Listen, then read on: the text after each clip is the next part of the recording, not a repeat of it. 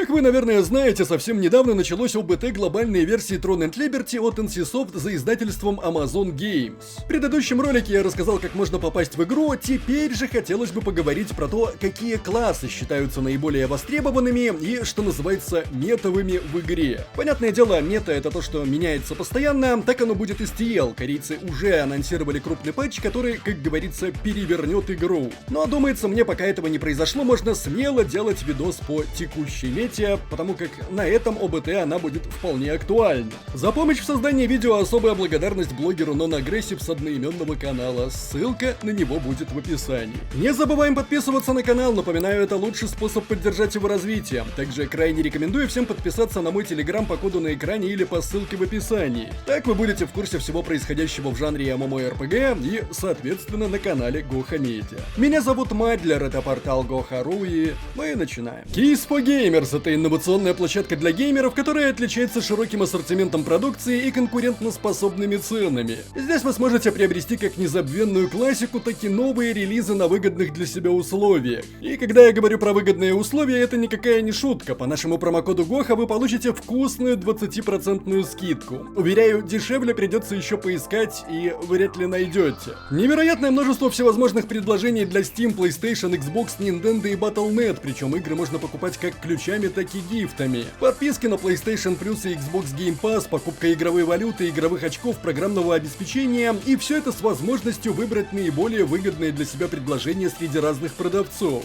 Торговаться, кстати, тоже никто не запрещал, напоминаю, площадка торговая. Ну и само собой разумеется, но все-таки произнесу это вслух, никаких проблем с оплатой из наших широт не наблюдается. Ссылка на площадку Keys for Gamers в описании и закрепленном комментарии. Не забывайте вводить промокод GOHA.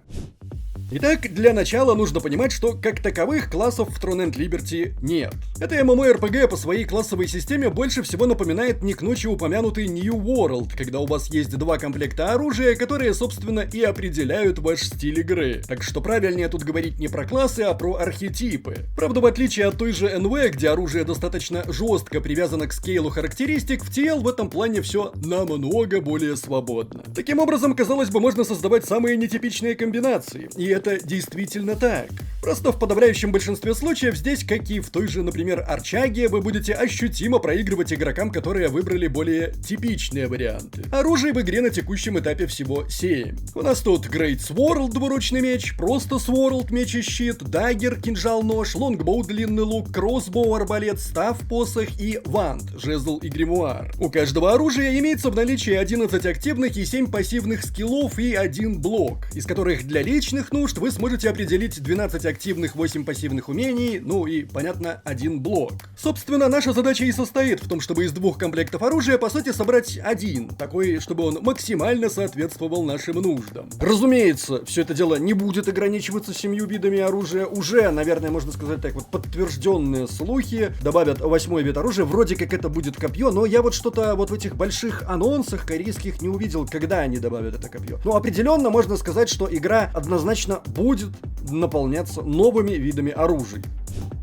Пока же предлагаю коротенечко пробежаться по уже существующим. Даггеры, кинжал, нож. Однозначно одно из самых топовых оружий для ПВП. Неплохо себя показывает и в ПВЕ, но тут все зависит больше от билда. Инвиз, блинк за спину с салом, огромный урон с отличными пассивками. Короче, все как любят игроки, предпочитающие стиль игры за рогу. Мы еще поговорим про связки оружия, но могу сразу сказать, что даггеры это топ по дамагу. Great Sword, двуручный меч, мечта любого милика. Громадная пушка с тонной урона. Раньше был не такой дамажный, но с течением времени его немного подтянули, и теперь это, что называется, must-have, если вы топите за милишников. Помимо колоссального урона может похвастаться полезным для фарма защитным скиллом, низким КД на базовом скилле, контролем, а также крайне полезным групповым бафом, который обеспечивает регенерацию ХП, увеличивая максимальное здоровье и скорость атаки всех мемберов пати. Кроссбоу, арбалет, бурстовое и крайне шустрое оружие, заточенное на быстрый откат скиллов и мгновенное их применение. Быстрая базовая атака, метка, которая повышает урон базовой атаки, и тоже крайне полезный групповой баф, увеличивающий критический урон всей пати. Насколько я знаю, арбу немного нерфили, но это все еще топ для ДПС сборок. Там и популеметить можно, и подбафать себя с пати. На мой взгляд, очень фановое оружие. Вант, жезл и гримуар. По сути, единственное оружие в игре, которое соотносится с хилом. Так что если вы хотите отыгрывать за хила, это определенно ваш выбор. При этом Ванда используется и в некоторых ДПС сборках, что для тел вполне нормально. Хороший защитный скилл, куча полезных дебафов, которые еще до кучи и взрываются. Есть также возможность контроля и, разумеется, куча возможностей для непосредственно отхила. Став, посох, супер дамажное рейндж ДД оружие, которое, однако, для применения самых вкусных умений потребует некоторого времени. Основной спелл быстро кэдэшится и наносит хороший урон. Разумеется, не обошлось без каноничных фаерболов, вокруг которых строится основная механика оружия. Всяческие метеоры, эскейпы, ауешки. Короче, я бы сказал, типичнейший каст. Ценителям точно зайдет. Лонгбоу, длинный лук, наверное, самое популярное рейнджовое оружие в игре. Кстати, если мне не изменяет память, с самым большим рейнджем. Большой урон с минимальной прокачкой скиллов — это игровое кредо лука, я бы сказал. Быстрое КД, мгновенный каст, баф на регенерацию хп, маны и чистку дебафов на сложных боссах — все это делает лук очень востребованным оружием. Комфортно и челово, пожалуй, так можно кратко подытожить разговор о луке. Сворд, меч и щит, или в простонародье СНС. Единственное оружие в игре, которое позволяет примерить на себя роль танка. Но если бы все дело ограничивалось только этим, вероятнее всего мы говорили бы не про Throne and Liberty, потому что здесь СНС еще может дамажить, причем не просто дамажить, а нахрен разрывать. Конечно, механика набития агро тоже в наличии. Отличный блок, который позволяет танку в некоторых случаях чувствовать себя независимым от хила. Крайне полезный стан, защитный скилл, позволяющий отзеркалить противнику получаемый урон. Раньше с такой обратки вообще шотали. Короче, танки в TL — это однозначно имба. Их точно нужно балансить. Ну и, как я уже говорил, наша главная задача — определиться в этом многообразии с парой оружий, да, то есть что конкретно мы будем использовать. Дальше уже необходимо будет прокачать это самое оружие, необходимо будет выбить себе шмотки, заролить в этих шмотках трейты, прокачать скиллы, пассивки, определиться с блоком, с мейн-оружием, кстати, тоже необходимо определиться. Короче, в принципе, можно сказать, что это такие достаточно традиционные для корейских MMORPG забавы. Если же коротенько сказать по поводу боевой системы, то раньше, конечно, она была гораздо более статичной, можно вспомнить первое ЗБТ, вот это вот корейское. С тех пор динамики существенно прибавилось, это все еще тап-таргет с возможностью переключения в экшен мод. И этот экшен мод, он как будто бы дает такое небольшое ощущение таргетовости. Короче, мне, в принципе, достаточно комфортно играть в экшен-моде, я, скорее всего, именно в нем и буду продолжать. То есть, я, в принципе, можно сказать, что почти доволен боевой системой. Она мне, кстати, крайне напоминает боевую систему из Арчаги. Что ж, давайте переходить непосредственно к сборкам, которые пользуются на текущем этапе наибольшей популярностью. Так сказать, метовые сборки. Ну и как несложно догадаться, наверное, самая востребованная сборка будет завязана на комбинации с чем? Правильно, СНС, щит-меч. Во-первых, танки и так достаточно востребованный архетип в любой MMORPG, а во-вторых, как я уже упоминал, танки в Throne and Liberty чудесным образом сломаны. И по сути, игра на сборке СНС Плюс — это своеобразная бутылка, на которую вы весьма осознанно присели. Я, кстати, тоже собираюсь. Итак, одно из наиболее популярных сочетаний — это СНС плюс Great Sword. Много хп, бафы на атак спид, увеличение хп и хп регенопатии, возможность пережить энное количество урона. Но тут все равно главное не заигрываться. Ну и, разумеется, нанести энное, весьма ощутимое количество урона тоже можно. Прирожденным миликам рекомендуется. СНС плюс даггеры, билд, построенный на нанесении дебафов таргетом. Очень уверенный урон за счет этих самых дебафов и пассивок от даггера. Основной, что называется, изюминкой билда является сборка через эвейжены, которые бафаются посредством пассивки даггеров. В PvP такая сборка будет чувствовать себя достаточно хорошо. И это неудивительно, учитывая дополнительный бонус в виде эскейпа от инвиза. Ну и тут без вариантов самая лютейшая имба на текущем этапе. Так называемые паладины, СНС плюс Ван. Билд, как несложно догадаться, тоже строится на дебафах, которыми нас обеспечивает Ванда, и которые потом к тому же благополучно взрываются. Однако главная особенность билда, вы удивитесь, даже не в этом. Главная особенность в том, что у этого билда максимальная защита, запараллеленная с возможностью отхила как себя, так и пати. Это позволяет выживать даже в PvP против кучи врагов, которые тупо не смогут вас забрать.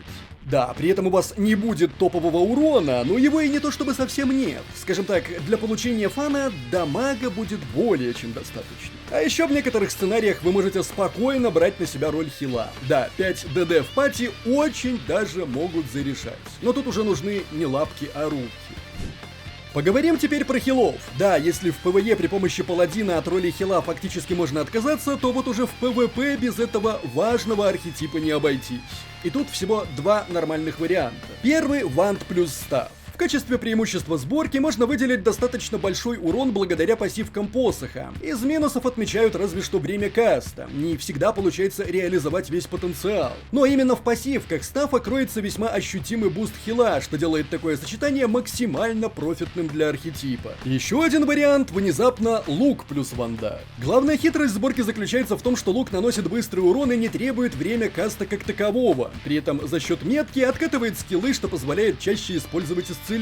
Помимо этого добавляется эффект очищения от лука со снятием контроля, например, с танка. Ну и дополнительный хил, так называемый листик, с дополнительным же регеном маны. Однако, все-таки в сравнении с сочетанием ванда плюс став, единоразовый захил тут будет меньше. Ну и, наконец, билды для ДД. Уверен, подавляющее большинство зрителей пришли сюда именно за этим. И у меня даже для вас есть ответ на вопрос, кто же в текущей мете Throne and Liberty дамажит сильнее всех. Ответ — сочетание оружий арбалет плюс даггеры. При этом тут у нас еще и классическое пианино, потому что скиллов много, все они откатываются быстро, и прожимать нужно много, часто и быстро. Плюс к этому в наличии, пожалуй, самая впечатляющая динамика в игре. Ну и, конечно же, инвиз, животворящий для эскейпа или врыва. Из минусов предсказуемая живучесть. Размотать вас не составит больших проблем, во всяком случае до тех пор, пока вы полностью не оформите билд. Как говорится, один прогиб и ты погиб. И еще раз, это самое дамажное сочетание оружий в текущей мете. Еще один достойный внимания вариант — лук плюс став. Очень комфортный и полезный билдец, который благодаря чуть ли не бесконечной мане и быстрым КД превращается в, знаете, этакую стационарную турель с космическими цифрами урона. Также крайне полезен для партийной игры в ПВЕ, а вот для ПВП, понятное дело, тонковат, но в то же самое время очень хорошо себя чувствует в масс-замесах, где вы издалека спокойно преподаете арифметику больших чисел противника.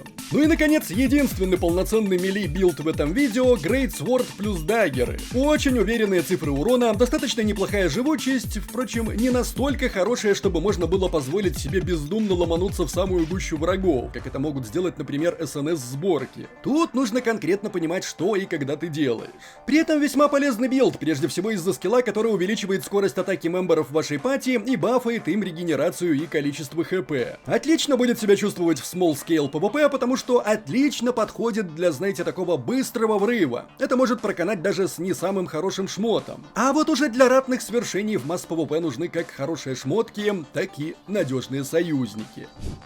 Разумеется, это не все комбинации оружия, но, как я и говорил, не только лишь все комбинации оружий будут что-то из себя представлять по-настоящему годное, да, то есть на бумаге можно написать все что угодно, но в общем и целом те или иные ваши предпочтительные фантазии в конечном итоге будут просто проигрывать мете. И вот мы про мету как раз-таки тут и говорим. Можно все это взять за, знаете, такую основу, разобраться с этой основой и начать эксперименты, потому что уж что-что, а экспериментировать Throne and Liberty постоянно сподвигает. Люди, которые любят собирать те или иные билды, вот вообще сидеть колупаться во всем вот этом, они прям будут на седьмом небе от счастья. Если говорить конкретно про меня, то я, как и сказал, собираюсь присесть на бутылку. Да, я не шутил, то есть мне в какой-то веке захотелось поиграть на имбалансном классе, и, ну, понятно, что, может быть, до релиза его уже 10 тысяч раз понерфят. Вот это вот все СНС плюс вант имеется в виду. Ну, по крайней мере, на ОБТ это точно можно протестировать. Еще мне, допустим, интересно сборочка такая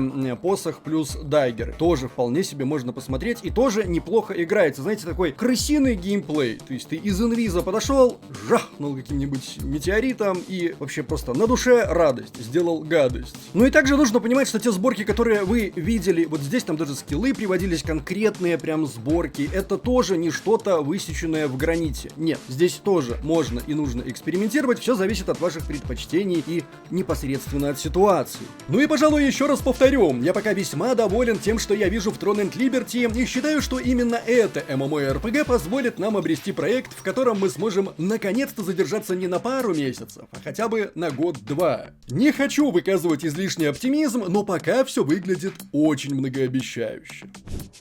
Не забываем, как всегда, традиционно поставить лайк или дизлайк этому видео, поделиться им с друзьями, наставлять свои комментарии, прожать колокол, чтобы быть в курсе выхода нового контента, и подписаться на нас везде, если еще не подписаны. С вами был Мадлер, это портал Go.ru. Еще услышимся.